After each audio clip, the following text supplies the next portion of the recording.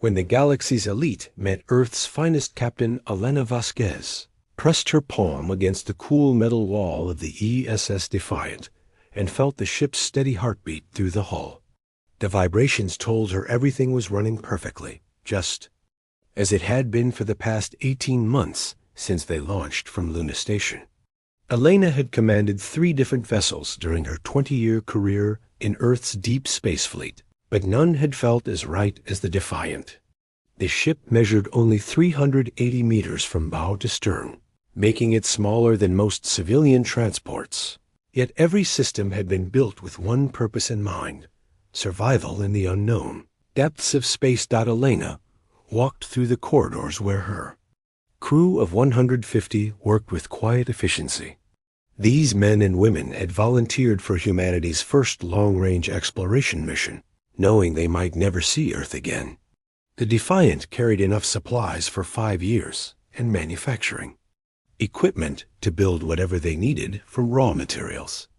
Elena's gray-streaked brown hair was pulled back in a practical bun, and her dark eyes missed nothing as she observed her crew's preparations. The ship's artificial gravity made movement feel natural, but Elena knew they were traveling faster and light through regions of space no human had ever seen. 3 months ago, they detected signals from an advanced alien civilization near the Vega system. The messages were clearly artificial, showing mathematical patterns that indicated intelligence. But Earth's best linguists could not decode their meaning. Elena made the decision to investigate, believing first contact with aliens would change humanity's future forever. Chief Engineer Marcus Chun worked in the main engineering section, surrounded by displays showing power levels, reactor status, and structural integrity. Chun was barely 30 years old, but his understanding of advanced technology impressed even Earth's top scientists. His black hair was always messy from running his hands through it while thinking, and his brown eyes lit up whenever he explained his latest innovations. Chun had spent the voyage making modifications to the Defiant systems, preparing for challenges that Earth's designers never imagined. The ship's power came from 3 fusion reactors that Chun had personally upgraded beyond their original specifications. He installed experimental energy converters that could adapt to different types of radiation and power sources they might encounter in alien space. The Defiant's hull used layered composites designed to absorb impacts and distribute energy across its entire structure. Chun's modifications included reactive armor panels that could harden instantly when sensors detected incoming threats. Officer Sarah Mitchell stood at her station on the bridge, reviewing weapon systems and defensive protocols. Mitchell was a tall woman with short blonde hair and blue eyes that seemed to calculate angles and distances automatically. She had served in Earth's planetary defense corps before joining the exploration fleet, bringing combat experience that most space crews lacked. Mitchell understood that first contact with aliens might not be peaceful, so she prepared for the worst while hoping for the best. The Defiant carried weapons designed for space combat and asteroid mining. Railguns fired dense metal projectiles at incredible speeds, while particle beam arrays could cut through solid rock. Mitchell had worked with Chun to modify the weapon systems, increasing their power output and improving their targeting accuracy. The ship also carried defensive systems including energy shields, electronic countermeasures, and chaff dispensers to confuse enemy sensors. Dr. James Okafor monitored communications equipment in the science section, trying to decode the alien signals they had detected weeks earlier. Okafor was a tall, thin man with dark skin and intelligent eyes behind wire-rimmed glasses. He spoke 7 Earth languages fluently and understood the mathematical principles behind interstellar communication. His job was establishing peaceful contact with whatever intelligence they encountered in the Vega system. The alien signals showed complex patterns that suggested advanced mathematics and physics knowledge. Okafor identified what appeared to be star charts, energy signatures, and possibly cultural information. The transmissions came from multiple sources, indicating a large alien presence in the system. Some signals appeared to be directed toward Earth's general location, suggesting the aliens already knew about human civilization. Navigator Lisa Park plotted their course through hyperspace, using instruments that barely existed when Elena first joined the space fleet. Park was a young officer with red hair and green eyes who had grown up with faster-than-light technology. She understood three-dimensional navigation through folded space-time in ways that older officers found difficult to grasp. Park's calculations kept them on course toward their destination, while avoiding known hazards like gravitational anomalies and radiation storms. The Defiant dropped out of hyperspace at the edge of the Vega system, exactly where Park had predicted. Elena stood on the bridge, looking at the main display, showing a star system unlike anything in human space. 3 planets orbited the bright star, but massive artificial structures surrounded each world. Space stations larger than Earth's cities hung in orbit, connected by streams of light that might have been transportation systems or communication networks. "Captain, I'm detecting hundreds of artificial signatures throughout the system," Mitchell reported from the tactical station. "Some of those structures are larger than our biggest space stations. There are also vessel signatures moving between the planets. Whatever built this place has technology far beyond anything we've seen." Elena nodded while studying the sensor readings. The Vega system contained a civilization that had transformed their entire star system into something resembling a vast machine. The engineering required for such construction exceeded humanity's capabilities by centuries or millennia. Elena felt both excitement and concern as she realized they were about to meet aliens whose technology made human achievements look primitive. "Dr. Okafor, any response to our standard greeting transmissions?" Elena asked. "Yes, Captain. We're receiving a reply in what appears to be mathematical language. The signal is being translated by our computers, but the message seems to be some kind of official communication. I think we're being summoned." Elena raised an eyebrow. "Summoned?" "The translation is rough, but it appears to be a formal invitation to approach the Central Space Station. There are also warnings about maintaining specific flight paths and following their traffic control instructions. This civilization seems to have very organized procedures for dealing with newcomers." The main display changed to show a massive structure hanging in space near Vega's second planet. The station measured at least 50 kilometers across and had the complexity of an entire city floating in vacuum.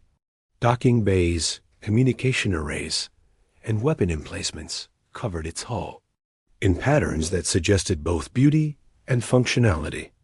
Smaller ships moved around the station like insects around a hive. "Take us in slowly," Elena ordered. "Full diplomatic protocols. If they wanted us dead, they could have destroyed us the moment we entered the system." As the Defiant approached the alien station, Elena received a communication that changed everything. The message came through their universal translator in heavily accented but understandable English. The voice belonged to something calling itself Ambassador Kethvar of the Cosmic Tribunal.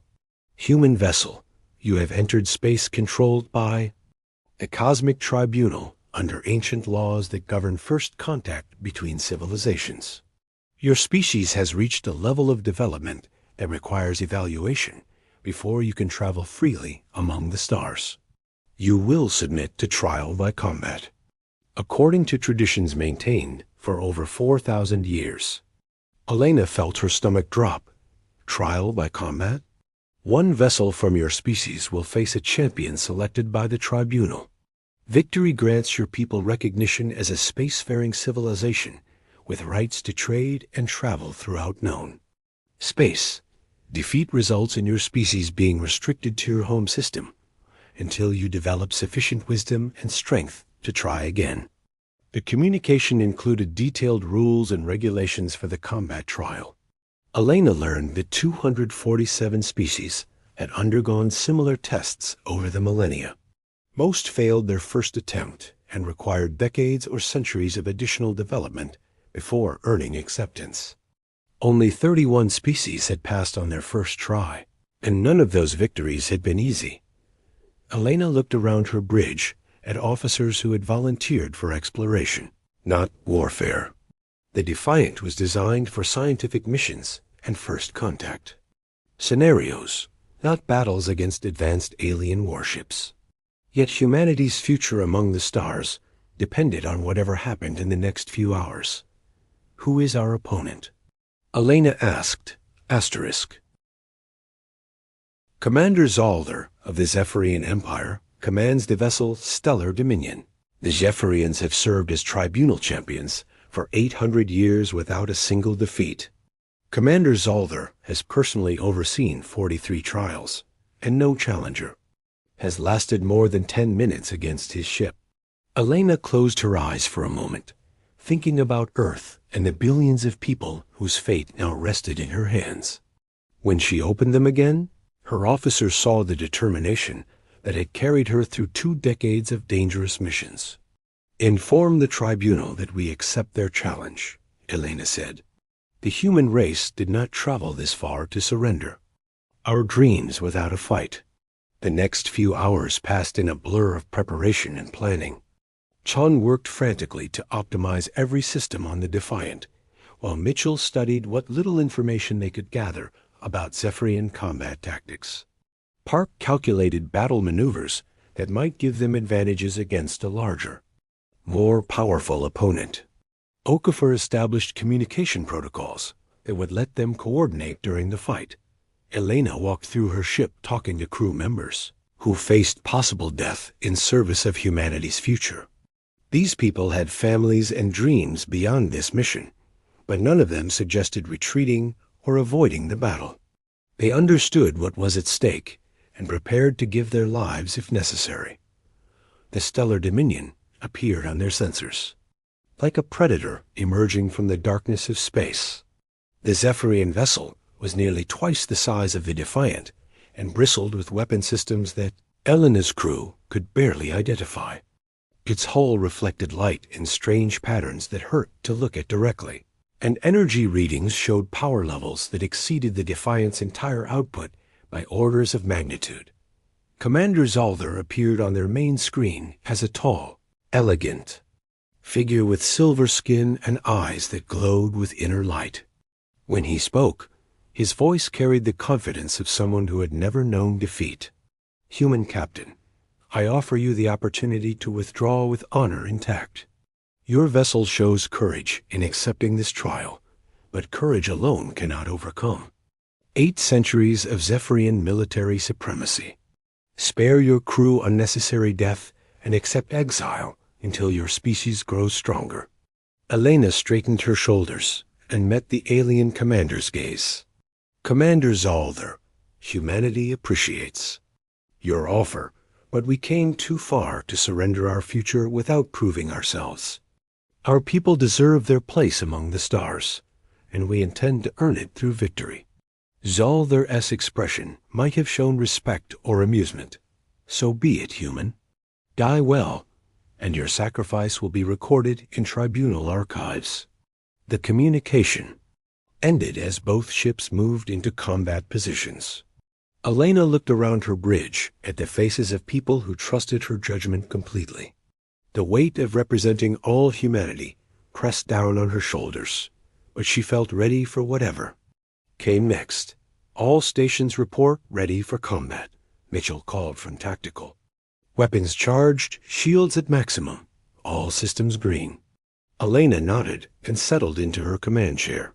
The battle will determine whether humanity joins galactic civilization or remains isolated in our home system. Whatever happens, we show these aliens what human determination looks like. The Stellar Dominion began powering up its weapon systems as the trial by combat officially began. Elena watched energy readings spike across her tactical display and knew the next few minutes would change humanity's fate forever. Asterisk how human ingenuity defeated galactic supremacy, the Stellar Dominion opened fire with weapons that turned space itself into a battlefield of pure energy. Plasma streams brighter than stars streaked toward the Defiant, while quantum disruptors twisted reality around their passage. Commander Zolder had calculated that his opening barrage would vaporize the primitive human vessel instantly, just as it had destroyed 43 previous challengers over 8 centuries of tribunal service. Elena watched the incoming destruction on her tactical display and felt time slow to a crawl. All hands, brace for impact. This is going to hurt. The alien weapons struck the Defiant with enough force to crack small moons. But instead of the expected explosion and debris field, something unexpected happened. The ship's hull absorbed the plasma streams like a sponge soaking up water, while the quantum disruptors seemed to slide off the armor plating without penetrating. Warning lights flashed briefly across the bridge, then returned to normal operation. Damage. Report, Elena called, hardly daring to believe they had survived. No structural damage, Captain, Sean reported from engineering with amazement in his voice. The reactive armor absorbed 90% of the energy impact, and our heat dissipation systems handled the rest. Hull integrity remains at 100%. Elena felt her heart racing as she realized Sean's modifications had actually worked. The young engineer had spent months preparing for this exact scenario, designing armor that could adapt to different types of energy weapons. The Defiant's hull contained layers of smart materials that hardened under pressure and distributed impacts across the entire structure. Commander Zolder stared at his sensor readings in complete disbelief. His weapons officer confirmed that every shot had struck the target with full power, delivering enough energy to destroy a small space station. Yet the human vessel showed no signs of damage whatsoever. In 800 years of Zephyrian military service, Zolder had never encountered a ship that could absorb their weapons without taking critical damage. Impossible, his tactical officer reported. Our plasma cannons delivered direct hits at optimal range. The quantum disruptors should have bypassed their armor entirely and destroyed their internal systems. How are they still functional? Zolder studied the human ship with growing respect and concern. The vessel was smaller than typical tribunal challengers, but it had just accomplished something that no other species had achieved in nearly a millennium. Either the humans possessed defensive technology beyond Zephyrian understanding, or they had developed entirely new approaches to ship construction. Continue firing, Zolder ordered. Increase power to maximum levels. Whatever protection they have must have limits. The Stellar Dominion unleashed a second barrage even more devastating than the first. Energy cascades lit up space around. The Defiant as exotic particles and superheated plasma struck the human vessel from multiple angles. The attack carried enough destructive force to level entire cities. Yet once again, the smaller ship emerged without apparent damage. Elena seized the moment when the alien commander was still processing their impossible survival. Mitchell, return. Fire. Let's show them what human weapons can do. The Defiant's rail guns spoke with voices of thunder and lightning.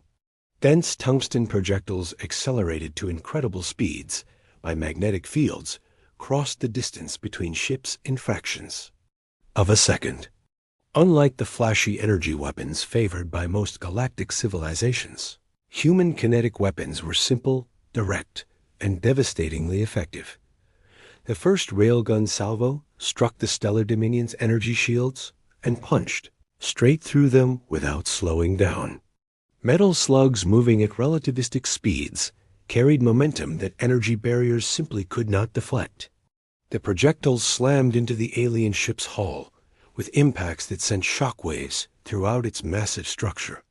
Direct hits on target, Mitchell reported with satisfaction. Their shields are not designed to stop kinetic weapons. We're causing real damage. Zolder felt his ship shudder under impacts that should have been trivial compared to Zephyrian firepower. The human weapons were primitive by galactic standards, yet they were penetrating defenses that had never failed before. His engineering. Officer reported hull breaches in 3 sections and shield generator failures across the forward arrays. How can simple metal projectiles overcome our defensive systems? Zolder demanded. Sir, our shields are designed to deflect energy attacks and exotic particles. It cannot stop solid matter moving at these velocities. The humans are using brute force physics instead of advanced technology. Elena coordinated the Defiant's attack pattern while Park kept them moving in unpredictable curves around their larger opponent. The human crew worked together with precision, born from months of training and preparation. They were exploiting fundamental differences between human and alien. Approaches to space combat.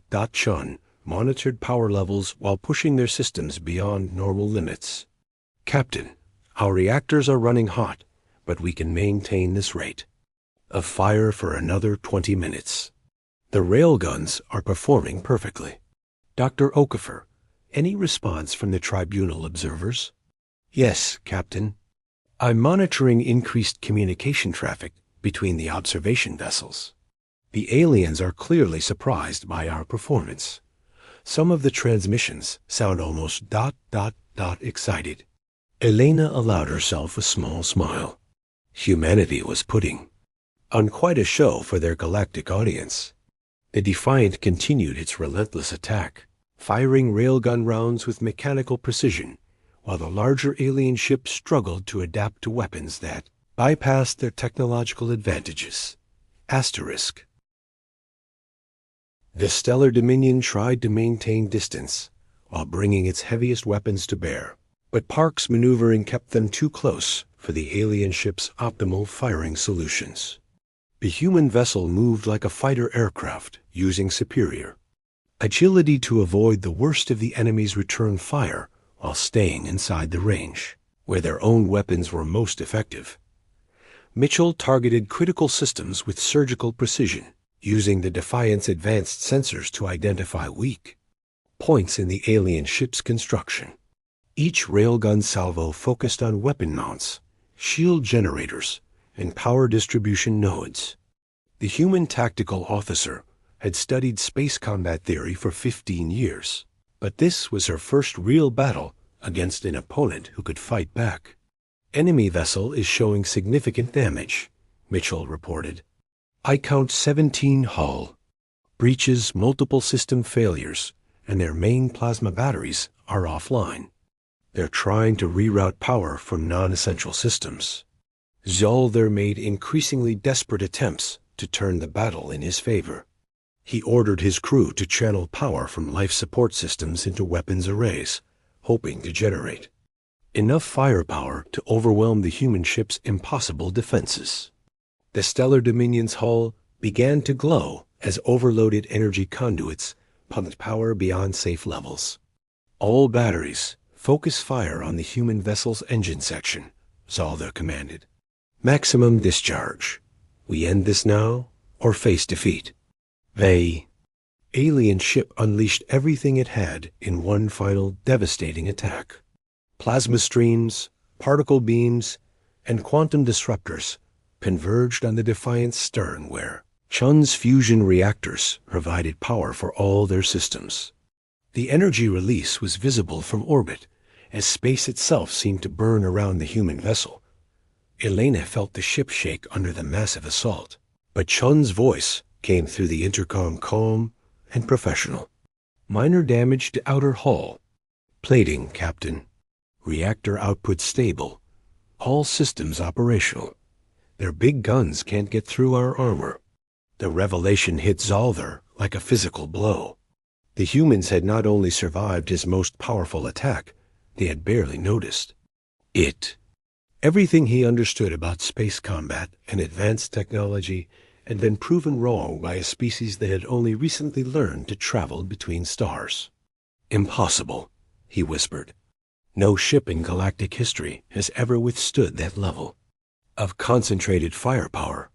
Elena opened a communication channel to the Stellar Dominion. Commander Zolder, your weapons cannot penetrate our defenses, but our guns are systematically destroying your ship. I offer you the same chance you gave. U.S. Surrender now and avoid unnecessary casualties among your crew. Zolder looked around his bridge at officers who had served with him for decades. Many were wounded from equipment failures caused by the human attacks. His ship was dying around him, systems failing one by one as kinetic weapons continued to pound his hull. For the first time in his long military career, Zolder faced certain defeat. How? He asked simply. How did a primitive species develop technology that surpasses our greatest achievements? Elena smiled on the communication screen. Commander, humans have been fighting wars for our entire history. We learned to make simple weapons that work reliably under any conditions. Your people developed incredible energy weapons, but you forgot that sometimes the old ways are better. We surrender, Zolder said with dignity intact. The trial is yours, humans. You have earned recognition from the Cosmic Tribunal.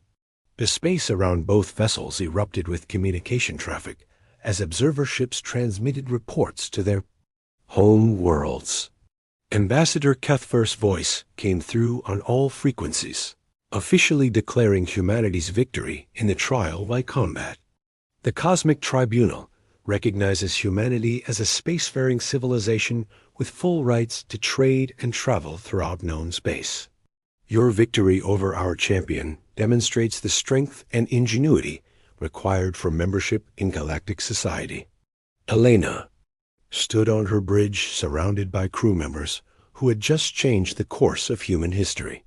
The Defiant had survived impossible odds and defeated a champion that had never known failure. Earth's children would take their place among the stars as equals, not servants or subjects. Dr. Okafor received dozens of communication requests from alien governments wanting to establish diplomatic relations with humanity. Trade guilds offered commercial agreements, while scientific organizations requested technology exchanges. The galaxy that had ignored Earth for millions of years suddenly wanted to know everything about the species that had redefined space combat. Chun worked with his engineering teams to repair minor damage from the battle while preparing detailed reports about their armor modifications. The young engineer's innovations had not only saved the Defiant, but proven that human approaches to technology could compete with alien science. His adaptive armor and kinetic weapons would influence ship design throughout the galaxy. Mitchell coordinated with Park to escort the damaged Stellar Dominion to the Tribunal Station for repairs. The human tactical officer felt proud of their victory, but also respect for opponents who had fought with honor. Zolder's crew had decades of combat experience, but they adapted quickly to losing their first battle. Elena received a personal communication from Commander Zolder as both ships approached the station. Captain Vasquez, it has been an honor to face you in combat. Your species brings new perspectives that will benefit all galactic civilization. I request permission to study your tactical methods and defensive technologies. Permission granted. Commander, humanity looks forward to learning from the Zephyrian Empire as well. Perhaps our people can teach each other new approaches to old problems. The Defiant docked at the massive Tribunal Station as heroes returning from impossible victory. Elena walked through corridors filled with alien beings from dozens of different species, all eager to meet the humans who had defeated their champion. The weight of representing Earth had been replaced by the responsibility of ensuring humanity's success in galactic society. As Elena stood in the observation deck looking out at stars that no longer seemed distant and forbidden, she thought about the journey that had brought them to this moment. The Defiant had left Earth as an exploration vessel, carrying humanity's dreams of contact with alien intelligence. They were returning as conquerors who had earned respect through strength and ingenuity. The galaxy was vast and full of wonders that humans had never imagined. But Elena knew her species was ready for whatever challenges lay ahead. They had proven that determination, creativity, and the willingness to fight for their dreams could overcome any obstacle. Humanity had found its place among the stars, and nothing would ever be the same. Asterisk.